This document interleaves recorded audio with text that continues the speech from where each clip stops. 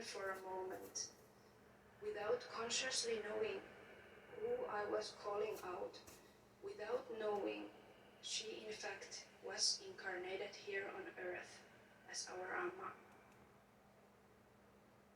Somehow, the unconscious part of me knew her and must have remembered her. So I felt her presence somewhere deep and intuitively knew something like that must exist. A source of unconditional love and acceptance. I was desperately searching for her without knowing anything about Indian philosophy or even knowing the word guru. I didn't know that I was in fact searching for my guru all those years until finally I met her in physical form. After that, everything slowly started to make more sense. I started to see many of my past struggles coming from my intense longing to find her again. After meeting Amma in 2015, I came here in Amritapuri only 2 weeks after meeting her first time. Before meeting her, I had never planned to come to India. Before, my main destination for traveling was South America, mostly Peru. I was having spiritual experiences already back then, while spending many months each year in Peru and learning a lot about ancient traditions and teachings that come from the Andes and Amazon rainforest. I was especially interested about indigenous people and their way of practical spirituality, seeing the nature as a teacher, seeing everything in creation. We should learn from these indigenous tribes who have ancient wisdom and knowledge about how to live in harmony with nature, how to heal with different plant medicines, how to connect with the spirits. Although I was growing and learning spiritual lessons, there was also a lot of internal chaos, and something essential was missing from my life in the form of perfect master that is Amma. Not having still met a perfect master is why I suffered so much.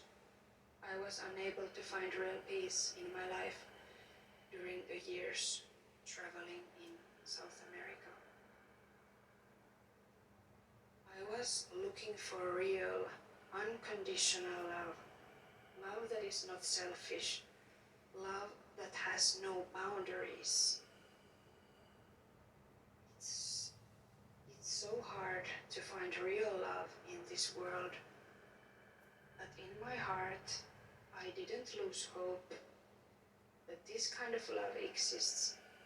There must be someone who can give that kind of love for me.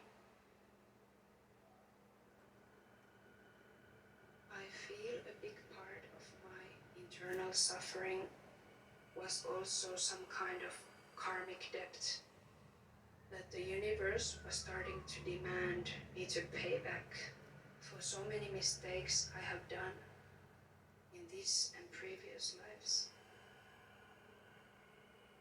Because everything that we send out in form of energy, in our thoughts, in our actions, our attitude, it will be recorded. It has an effect. It will come back to us in some form or the other, like a boomerang.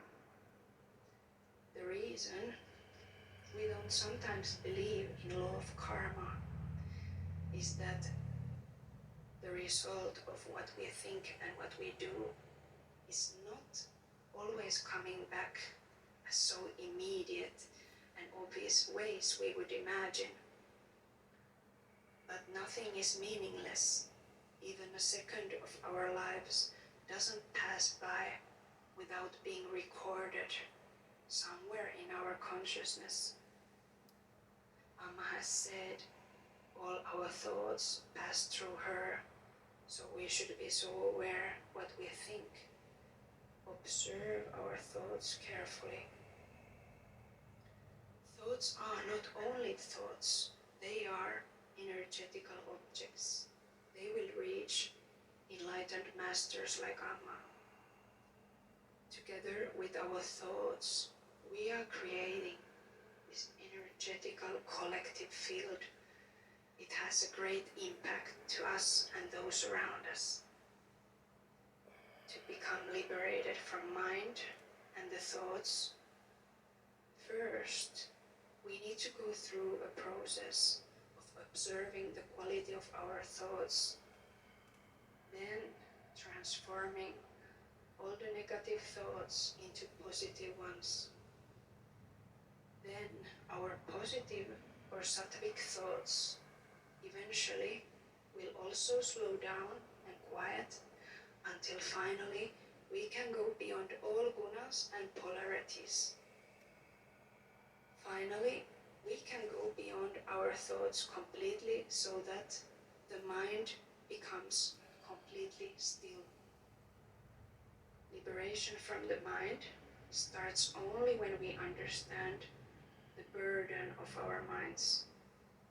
And thus we make a firm decision not to accept any negative thought patterns to enter into our system.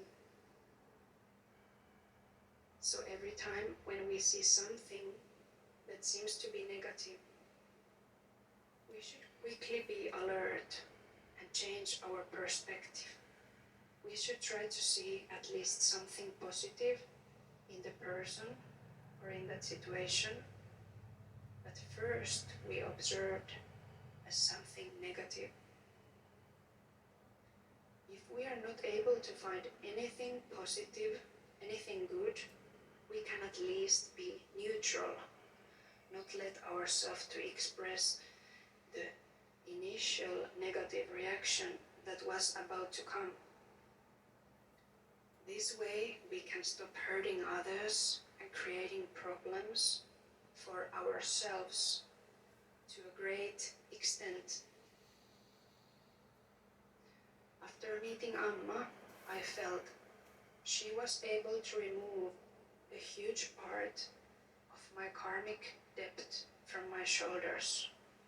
Still not everything, because one part of the training is that we also need to do our own part. We need to put some effort. But I have to say, my part is only minor compared to how much she has done for me.